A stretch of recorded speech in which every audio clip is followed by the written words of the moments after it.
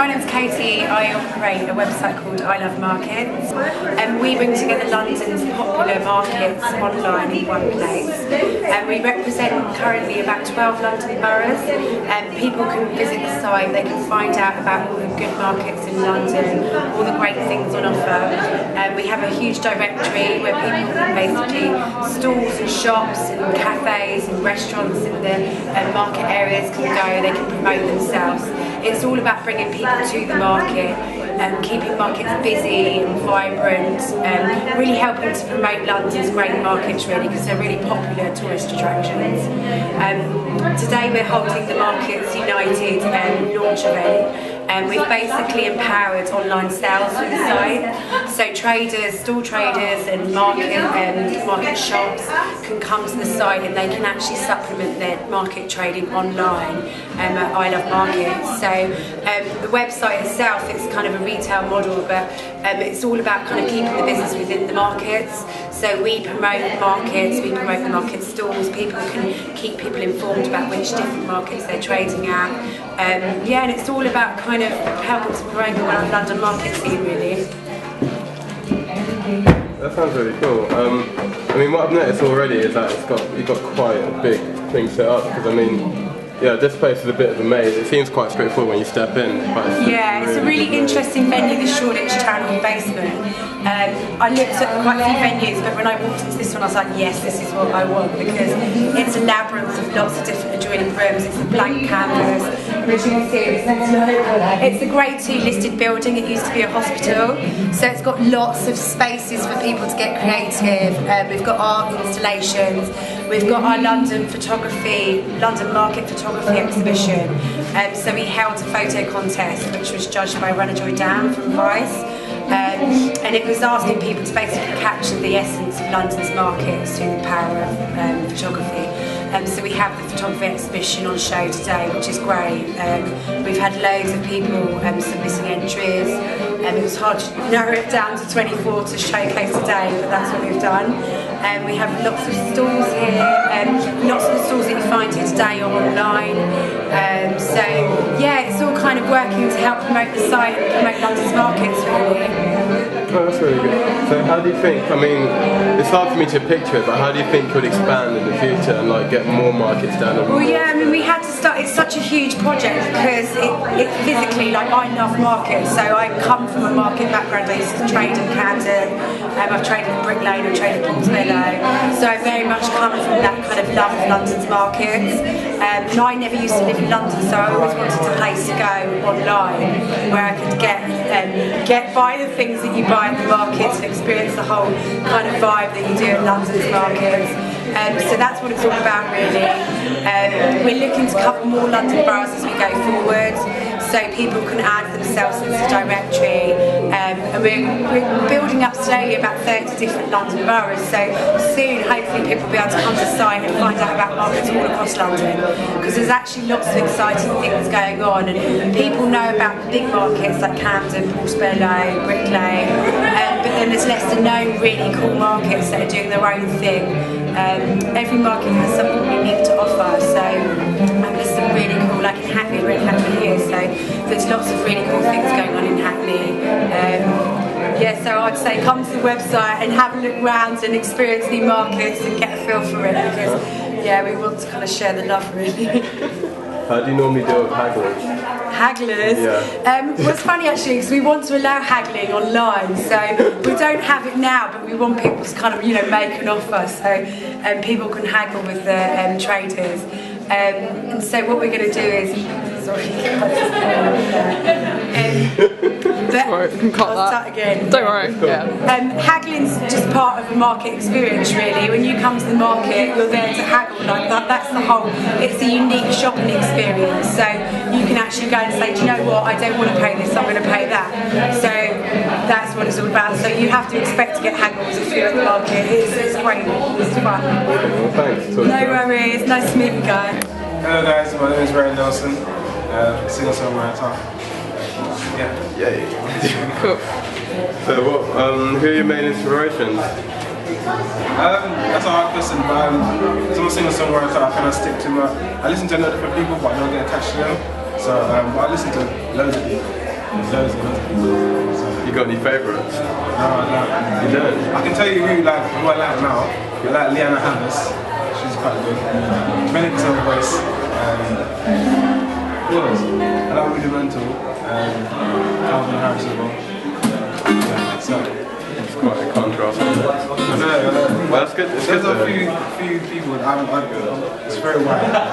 No, but it's good because I mean a lot of people now, people's music tastes are very wide now. No one ever says like, oh I like this, or like they say everyone just said I like everything. Yeah. Very cool. How long have you been playing guitar for? 3 years now. Just over 3 years. Still there. Still a beginner. Well, I mean, from the beginning, you've been pretty good. I take it you've been singing for longer, right? Yeah. Singing since I was 14, 15. It's like, I'm 22 now, so it's quite a long time. So, yeah. Do you play any other instruments? I'm better on piano than guitar. It's hard to walk around it, I guess. That's why I started doing this, because I'm like, hey, you bring the piano, it's too much effort. So Well, thanks to you guys and singing us another song. Really appreciate it. thank you for having me. No problem. Hi, I'm Ross Butler. I make gin. I play around with it. I make my gin out in Hackney Wick. It's lemongrass and cardamom. I started off doing it a few years ago as a designer. I wanted to develop my own product, and I've come to the point now where it's sitting on the shelf and I'm distributing it, sharing the joy around London to see how the gin fits. It's all good fun. I only picked gin because I was in a cocktail bar, like we're on Rivington Place right now, but I was on Rivington Street at Chloe Clay, and Andrea there was making different gin cocktails for me, and it really inspired me to make me want to interest someone over the table as much as she did for me, and that was a massive inspiration. And by playing away, learning the next day after I was bang on the hangover, I needed to figure out how exactly can I make gin and make people interested as much as she engaged me. And I started looking into it and bought a still tank and started fermenting and playing around with loads of different botanicals. And I came up with lemongrass and cardamom because I wanted something that's going to relax people but also refresh them at the same time. And that's basically what we do, and like whenever we go out socialising and having a drink with people. So lemongrass and cardamom then developed as one product, and the gin answered another thing, and by combining the two of them together I ended up with this like green tinted bottle, and the tannins from the cardamom give it that tint, and it's like there's a whole other background and stories about where the botanicals come from, so it's just the start of a journey. That's a really cool story. I mean, like, most people see partying as a bit of a waste of time, but obviously you've got some fresh idea there. I mean, like I stayed in my day job for the past 2 years, and whenever I had enough interest in my own product, I was ready to step away and grow up and be a big boy and say, okay, I'm good to go. Well, thanks for the interview, and I hope you become a very big boy of your partner's gin. Good, thank you very much. You're welcome. Food photographer. This is one of my images that's been picked for this particular exhibit, which is nice. I originally trained as a chef, worked as a chef many years, but kind of wanted a slow pace of life, so wanted to combine my love for food and photography at the same time, so I was like, bang, food photography, it's definitely the right thing to do. And so I set up originally sort of the end of last year, beginning of this year, and it's taken off astronomically, but like far quicker than I could have ever imagined, and is you know, a little bit scary to be honest with you, but it's great. I mean, it's good to be in demand and be too busy than not busy at all, so it's great. Really good to hear. We know how you got into food, and we can also tell you got into food photography, but how did you get into photography itself? I am from a long line of photographers. My grandfather was a photographer. My father's got a vested interest in it, so I was brought up around them, sort of trying to look for new images and new ways to shoot things and stuff. And then when my grandfather passed away, I inherited his camera and his camera strap, which I still use to this day, and I'd be devastated if I ever lost it. And so that really made me become very interested and start experimenting with different settings and film and develop and that sort of thing. And as I've got a bit older, I've just sort of tried to take it my own way. My dad's pretty proud of me, and he's like, your grandfather would be proud, and this sort of thing, so it's pretty great. It's really cool to know about your family lineage. Who in your family would you say is the best photographer? My dad. He's got this incredible ability to just pick up a camera and just go click and just get the best picture ever. I'm like, damn it, Dad. I guess it's like 50 years more experience than I've got. So. It should be summer in your genes. Sorry? It should be summer in your Yeah, it's like a photographer's gene. Somewhere inside me. I'd really like black sheep in the family decide to go into film or something. Not yeah, God, no, that would be a sacrilege. No, I'm joking.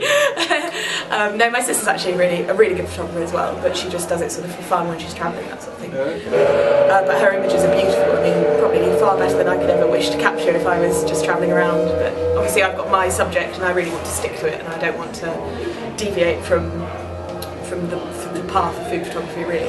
Even though I do get offered like the odd sort of other thing, and it pains me to turn down jobs, but I really want to stick to it. I want my portfolio to be very cohesive and just food photography, so that I get known for what I'm doing instead of being like the odd jobber sometimes. Well, people on death row, what they normally have, they get their last meal. If you were to take a picture of like the last meal, what would it be? There's actually a blog. There's a guy who photographs death row's last meals, and it's fascinating. But I mean, as in, like, say you're on death row, and if I was instead of a last meal, you get to take a picture of like the last meal. Like, you get to get whatever food you want, take a picture of it. What's it going to be? oh, that's the hardest mission in the world. I think photographing fish is really interesting because it's very textural, and there's a lot of things you can put with it, and plus the grain of the fish is quite interesting, so it's really interesting to photograph, I think. So I guess it would be that, but really, more importantly, if I was on death row, I'd want something fucking tasty. Thanks. Hi, my name's Lucy Moo, and I am the founder of Amor Collier. It is a start-up collar business, so I make both short and wide brim collars. With sort of vintage fastings. Some of the shorter ones here, like I'm wearing one at the moment, or sort of wear over a little jumper, or ones like this that I tend to wear over like blazers or wax jackets.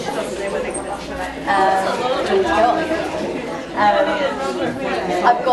really like investing in kind of high quality pieces like cashmere, and I've got some silk that I attach my collar to. Pieces like this, like little blazers, smoking jackets, cardigans, and they kind of just make an outfit a lot funner, a lot more creative than what I mean originally. Just probably a plain black dress or something. You can't just wear them over everything, different prints, and yeah. When did you start making colours? It was something that I started at university. I graduated 4 years ago now in Nottingham, and I just started playing around with pleats. Because I kind of just wanted to make pleats that you could attach to dresses in different ways. I did that for a bit, and then I kind of just developed this pleat, and it's all handmade. I basically put a pin in every single pleat, so it's quite time consuming. But I'm a bit of a perfectionist, so I kind of need everything to be like perfect. I have like different buttons and trims, and yeah. Yeah, I mean, your work is really good, and I don't think you could do this if you weren't a specialist. Absolutely. So it's all paying up. Thanks for talking to us. Hope you have a good day. I don't know. It's a business I started with my sister who lives in Mexico and Oaxaca, and I live here in London. So we, yeah.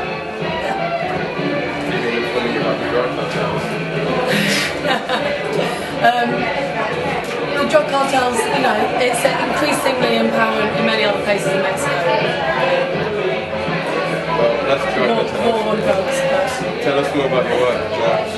So everything that we have is made for us, especially made for us. It's all bespoke and it's all handmade.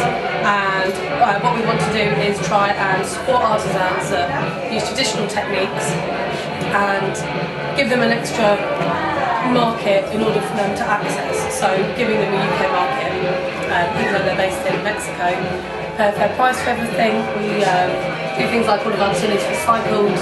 Our bangles are all made from